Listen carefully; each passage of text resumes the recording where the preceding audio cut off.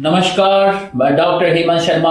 आज आपको बताने जा रहा हूं एब्डोमिनल कंपार्टमेंट सिंड्रोम। ये क्या होता है, कंपार्टमेंट सिंड्रोम क्या होता है और इंट्रा एब्डोमिनल हाइपरटेंशन क्या होता है, पूरा क्या ग्रेडिंग है, क्या साइन सिम्टम है, क्या कॉजेज हैं, कैसे ट्रीट करें, क्या कॉम्प्लिकेशंस होंगे, क्या डिफरेंशियल डायग्नोस होगा, क्या प्रोग्नोसिस होगा, सारा इस वीडियो में क्लियर कर दिया जाएगा। एक ही बार में अंत तक बने रहे, अंत तक बने रहे। बिना ऑपरेशन के भी ट्रीटमेंट होगा, डायरेक्ट ऑपरेशन में नहीं जंप करना है एब्डोमिनल कंपार्टमेंट सिंड्रोम में। तो ध्यान रखें, कान खोल के सुनें, यही अच्छी बात है इस वीडियो में।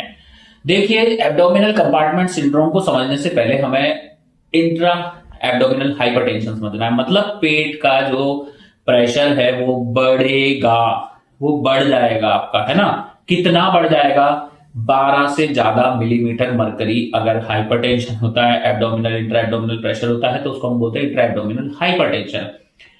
अब कंपार्टमेंट सिंड्रोम क्या होता है? कंपार्टमेंट सिंड्रोम होता है एक फिक्स्ड कैविटी के अंदर प्रेशर का रेज्ड होना, जिसकी वजह से इस्कीमिया होना, ब्लड सप्लाई का रुक जाना, ऑर्गन फेलियर हो जाना, तो उसको नेक्रोसिस हो जाना, उसको हम बोलते हैं कंपार्टमेंट सिंड्रोम। अब बात करते हैं एब्डोमिनल कंपार्टमेंट सिंड्रोम। इसमें जो आपका एब्डोमिनल इंट्रा एब्डोमिनल प्रेशर है वो 20 मिलीमीटर ऑफ मरकरी से ज्यादा बढ़ जाता है, प्लस ऑर्गन फेलियर। आपका ऑर्गन डैमेज होना चाहिए। बिना ऑर्गन डैमेज के ये इंट्रा एब्डोमिनल हाइपरटेंशन है, वो नहीं कहलाएगा abdominal compartment syndrome. Plus minus हम इसमें बोल सकते हैं परफ्यूजन प्रेशर कम, 60 से कम होना चाहिए, 60 से।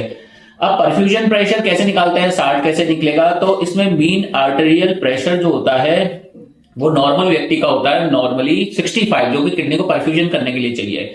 उसमें से जो इंट्रा एब्डोमिनल हाइपरटेंशन का जो आपका वैल्यू आया इंट्रा एब्डोमिनल प्रेशर, वो माइनस करेंगे। तो 65, जैसे फॉर एग्जांपल हम मानते हैं 75 या 65 आपका है मीन आर्टेरियल प्रेशर, माइनस कर देंगे आपका intra abdominal pressure, for example 10 है, तो कितना हो गया? 55। तो हमेशा ये 60 से कम रहेगा। और मीन आर्टेरियल प्रेशर जितना कम होगा उतना कंडीशन खतरनाक होती है, पेशेंट के लिए वर्स होती है।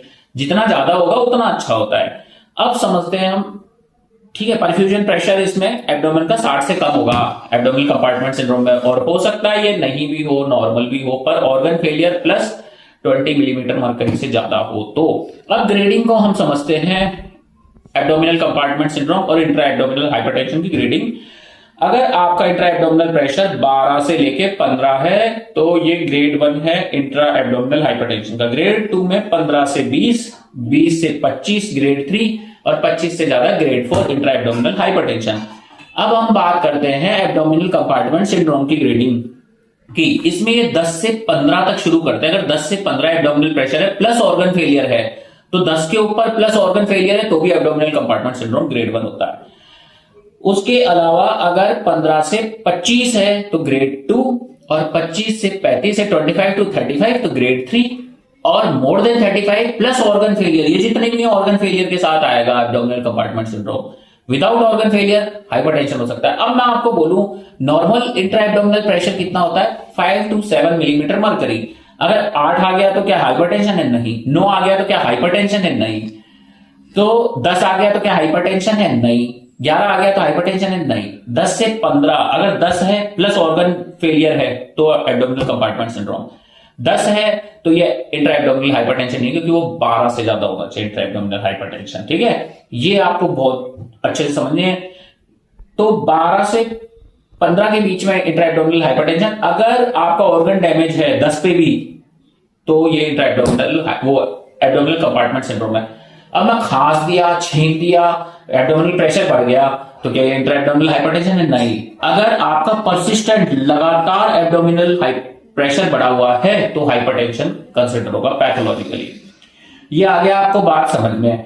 अब इसके साइन सिम्टम्स क्या होंगे, क्या तकलीफ हो सकती है मरीज को कि intra abdominal hypertension, specially abdominal compartment syndrome की बात करेंगे हम। इंट्रा एब्डोमिनल हाइपरटेंशन में अलग से टॉपिक लूंगा, मैंने समझाया दोनों को समझने के लिए। सिम्टम्स आते हैं एब्डोमिनल कंपार्टमेंट सिंड्रोम में मरीज के, जैसे कि सांस का फूलना, rapid breathing, CO2 wash out हो रहा है या रिटेन हो रहा है, स्लो भी हो रहा है। ठीक है, उसके अलावा घबराहट होना, बेचैनी होना, बीपी का फॉल डाउन हो जाना, हाइपोटेंशन, पेशेंट शॉक में जाएगा, यूरिन का नहीं बनना या यूरिन का पेशाब का कम बनना, ये सिम्टम्स आएंगे। हार्ट कार्डियक फेलियर में जाएगा पेशेंट, ब्रेन में हाइपोक्सिया होगा, ऑक्सीजन की कमी होगी। अब ये सब क्यों हो रहा है? क्यों किडनी फेलियर हो रहा है? क्यों ये सारे सिम्टम आ रहे हैं? एब्डोमेन टेंस हो रहा है क्योंकि जब आपका एब्डोमेन प्रेशर बढ़ेगा तो डायफ्राम को ऊपर खींचेगा। डायफ्राम जब आपका ऊपर जाएगा तो सांस लेने में तकलीफ होगा, बहुत दिक्कत होगा, तो इसलिए आपका रेस्पिरेटरी फेलियर होगा। पहला ऑर्गन जो एब्डोमिनल कंपार्टमेंट सिंड्रोम के अंदर डैमेज होता है उसका नाम होता है किडनी। सबसे पहले किडनी शटडाउन होगी। जैसे ही आपका इंफीरियर वेना कवा पे प्रेशर बढ़ेगा, कंप्रेस होगा वेना कवा आपका, तो उस समय क्या होगा, किडनी में भी ब्लड फ्लो कम होगा और आपका रास सिस्टम एक्टिवेट होगा। रास सिस्टम एक्टिवेट होगा तो वो एल्डोस्टेरोन को एक्टिवेट करेगा, ठीक है। तो उससे आपकी बॉडी में चेंजेस आएंगे और ब्रेन में भी क्या होगा कि ब्लड सप्लाई कम हो जाएगा। ब्लड सप्लाई कम होगा तो हाइपोक्सिया होगा और न्यूरोलॉजिकल डैमेज भी होगा। अब एब्डोमिनल कंपार्टमेंट सिंड्रोम के कारण क्या होते हैं? क्यों होता है एब्डोमिनल कंपार्टमेंट सिंड्रोम? इसके कई कारण बताए हैं। प्राइमरी मतलब एब्डोमिनोपेल्विक पैथोलॉजी है, तो जैसे कि असाइटिस है, पेरिटोनाइटिस है, स्मॉल बाउल ऑब्स्ट्रक्शन है, ठीक है, पोस्ट ऑपरेटिव है, उसके अलावा फीकोलिथ रिटेंड है, हाइपोकैलिमिया है, पेशेंट को पैरालिटिक इलियस है, ठीक है, इस कारण से होता है। उसके अलावा अब हम बात करते हैं सेकेंडरी दूसरे तरीके का हम बोलेंगे सेकेंडरी कॉज में आपका हम ये देख लेंगे मेनली कि इंट्रा एब्डोमिनल पैथोलॉजी नहीं होगी उसमें। जैसे कि कोई हर्निया था, बाउल बाहर थी, आपने अंदर डाला और पैक कर दिया, तो अब वो पैथोलॉजी क्या हुई, बाहर से डाल दिया आपने, तो एब्डोमिनल कैविटी में प्रेशर उसकी वजह से बढ़ा, या कोई बर्न हो गया, कोई जल गई स्किन, तो उसकी वजह से भी ये आपको प्रेशर सेकेंडरी का डेवलप हुआ। अब एक होता है तीसरा रिकरेंट मतलब एक बार ऑपरेशन हो गया उसके बाद फिर से एब्डोमिनल कंपार्टमेंट सिंड्रोम डेवलप हो गया। एब्डोमिनल कंपार्टमेंट सिंड्रोम होने के बाद दोबारा डेवलप हो गया। ये सारी पैथोलॉजी रहेंगी। अब और बात करते हैं हम कि इसको डायग्नोज कैसे करें कि एब्डोमिनल कंपार्टमेंट सिंड्रोम है या ये इंट्रा एब्डोमिनल हाइपरटेंशन है। देखो क्या होता है, ये एब्डोमिनल कंपार्टमेंट सिंड्रोम बहुत ही सिक और ऐसे पेशेंट में डेवलप होता है, कई बार हम कंफ्यूज हो जाते हैं, पता नहीं लगा पाते। तो इसमें क्या होता है, नॉन इन्वेसिव टेस्ट होता है, इन्वेसिव टेस्ट होता है। तो इमेजिंग जो टेस्ट होते हैं, सीटी स्कैन वगैरह, इनसे हम देख सकते हैं, हाइपरटेंशन वगैरह का थोड़ा पता लगा सकते हैं स्कैनिंग से, ठीक है। पर जो एग्जैक्ट टेस्ट है वो है, इसका बेस्ट होता है इन्वेसिव, पर नॉन इन्वेसिव टेस्ट ठीक रहता है, वो रिलायबल है, इजीली अवेलेबल होता है। तो इसमें हम नॉन इन्वेसिव का बताता हूं। पेशाब के रास्ते से कैथेटर डालेंगे और आपका फोलीज मैनोमीटर लगा देंगे मिड एक्सिलरी लाइन के पास, पेशेंट सुपाइन पोजीशन में होगा, इलियक्स क्रस्ट से हम लेंगे और उसको मेजर करेंगे, तो उससे प्रेशर अपन को मॉनिटर होगा। कैथेटर में जैसे यूरिन रहेगा तो यूरिन बाहर आएगा और वो जितना ऊपर तक जाता है तो वो इतना प्रेशर बताएगा। पर इसमें एक और तरीका होता है इन्वेसिव में, जैसे कि हम पेरिटोनियल, जैसे न्यूमोपेरिटोनियम लैप्रोस्कोपी में क्रिएट करते हैं, वैसे ही वेरिज नीडल डालेंगे और उससे भी हम ये इन्वेसिव है, छेद करेंगे पेट में। तो छेद करने की जरूरत नहीं है, ब्लैडर वाला इजीली करो, वो सबसे बढ़िया है। उसके बाद हम बात करते हैं कि इसको डायग्नोसिस हो गया हमारा, ट्रीट कैसे करें। ट्रीटमेंट में कभी भी एक बात कान खोल के सुन ले, ध्यान से दिमाग लगा के, गाइडलाइन में साफ साफ दिया हुआ है, कभी भी डायरेक्ट ऑपरेशन पे जंप नहीं करना है।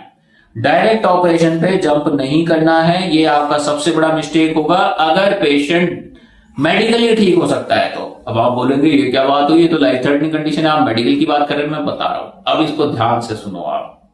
सबसे पहले आपको कंप्रेशन रिलीज करना है। कंप्रेशन रिलीज करने के लिए क्या कोई दवाई है जो एब्डोमिनल कंपार्टमेंट सिंड्रोम या इंट्रा एब्डोमिनल प्रेशर को कम कर दे? Yes, medicine are available, that is diuretics. Give diuretics, ठीक है। उसके बाद अब इससे ठीक नहीं हो रहा, अब क्या करेंगे हम?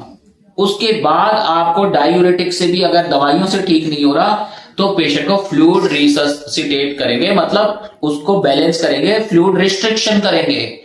फ्लूइड कम से कम देना है पेशेंट को, ऑलरेडी बॉडी में फ्लूइड ओवरलोड है तो कम देना है, समझे।